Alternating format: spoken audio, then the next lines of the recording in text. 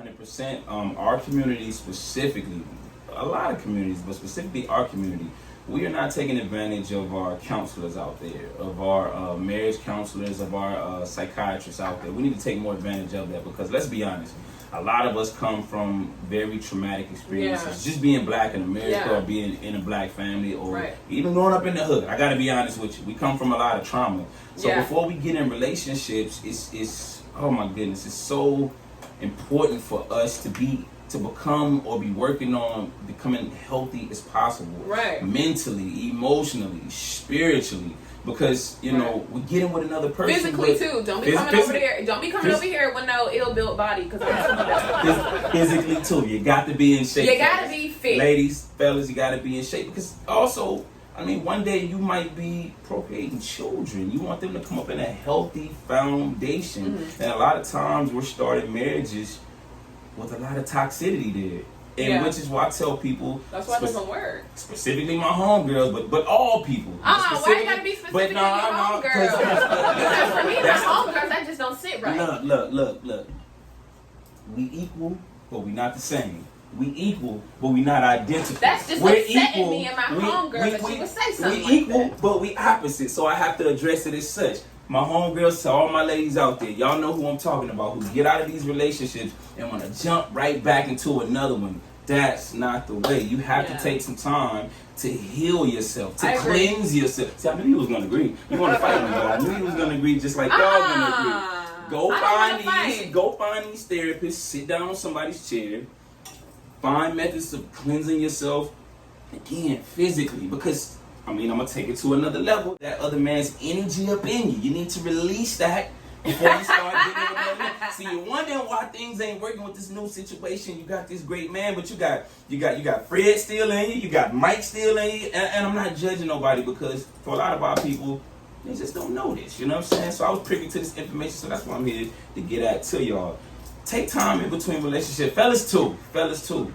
Take time within these relationships to heal yourself, to cleanse yourself, to get spiritually right, but most of all to learn to love yourself, because a lot of times we find ourselves looking for love through other people.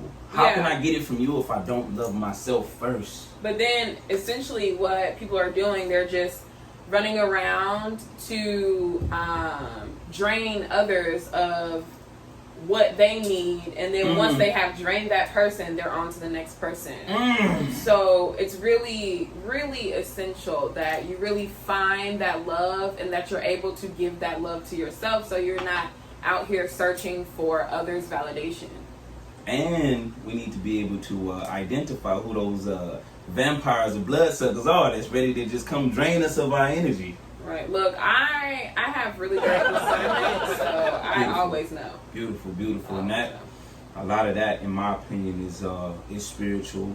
A lot of that is you being in tune with your inner self. You know, that inner voice. You know what I'm saying? What I like to call that God conscious from the inside. You know what I'm saying? I call that God. Okay. Hey, ain't nothing wrong with that. I call that God. Ain't nothing wrong with that at all. But long as you in tune with that and you listening to that, because a lot of times with our ego and arrogance as human beings, as adults, we just say, I got this. I don't need to listen to that voice.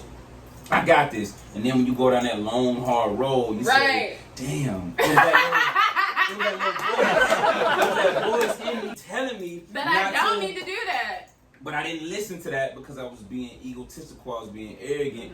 And a lot of us don't learn. We do it again and again and again and again, and we wonder why we have so much baggage or why we're so broken. You know, we're not learning from past lessons. We're not humbling ourselves to, you know, that voice, again, like what I like to call that God conscious on the inside, or like she likes to call it, God. Okay, hey, we gotta listen to that voice. We gotta take heed to those important messages that we're being given to guide us along in this journey called life.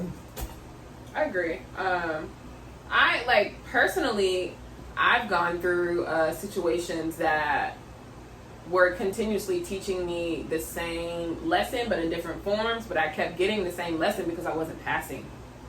I wasn't passing. And then it finally clicked and I was like, I'm the problem. It's me. Like, same situation, and this is how I'm continuing to react to that same situation. I was like, oh, I need to try something else then. So once I tried it, another way of responding, then I was able to learn my lesson, and I haven't seen it since. You know what I'm saying? That's another dope point that you just pointed to. What I heard in the midst of that, which I hope y'all didn't miss that, was accountability. Yeah. Nobody ever wants to look at themselves and say, what am I doing? What am I not doing? No, nobody